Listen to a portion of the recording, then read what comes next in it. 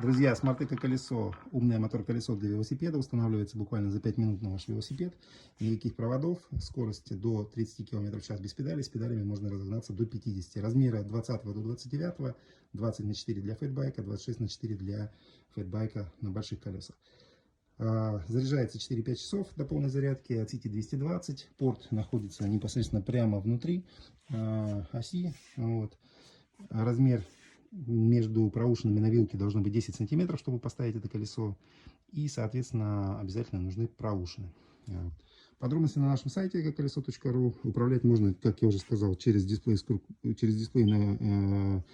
курком газа, либо приложение. Удобнее, конечно же, управлять через дисплей. Вот.